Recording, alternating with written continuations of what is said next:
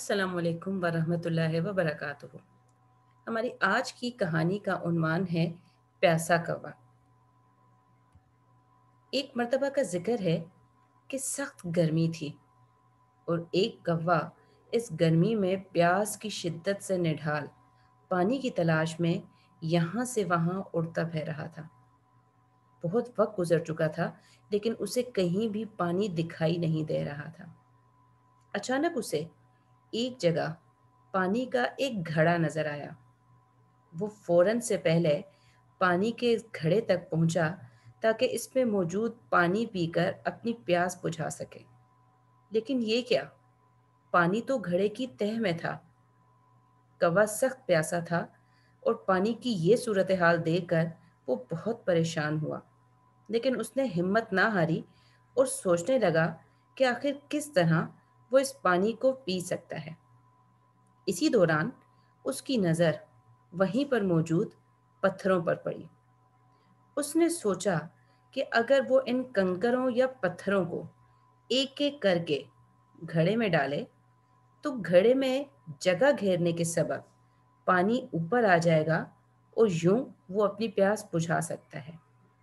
लिहाजा उसने फौरी तौर पर अपनी इस कोशिश का आगाज कर दिया और पत्थर उठा उठाकर पानी के घड़े में डालने लगा। काफी देर कोशिश के बाद आखिर पानी घड़े की सतह तक पहुंच गया और कौवे ने जी भर के पानी पिया। इस कहानी से हमें ये अखलाकी सबक हासिल होता है कि हमारी ज़िंदगी में बहुत मर्तबा मुश्किल हालात आते हैं, लेकिन हमें कभी भी इन मुश्किल हालात से हार नहीं माननी चाहिए, बल्कि मुसलसल सोच विचार करते रहना चाहिए कि किस तरह हम इस मुश्किल से निकल कर अपने मकासद हासिल कर सकते हैं। आखिरकार मुसलसल मेहनत और कोशिश के सबब हम कामयाबी हासिल कर ही लेते हैं। याद रखिएगा, खुदा उनकी मदद करता है जो अपनी मदद आप करते हैं। जब तक हम अपनी मदद खुद नहीं करते, खुदा भी हमारी मदद नहीं करता। इसके साथ साथ ये भी याद रखिए कि ज़रूरत ईजाद की माँ है।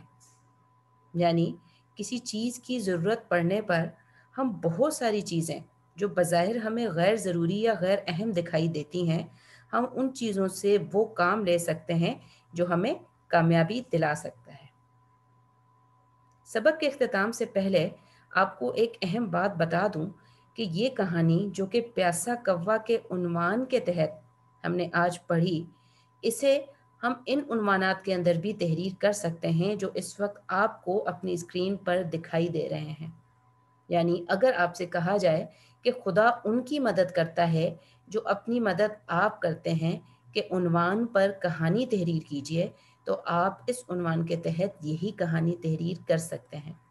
इसके साथ साथ अगर आपको उन्वान दिया जाए कि ज़रूरत ईजाद की माँ है, इस उन्वान पर आप कोई कहानी तहरीर कीजिए, तो एक मर्तबा फिर आप यही कहानी तहरीर कर सकते हैं।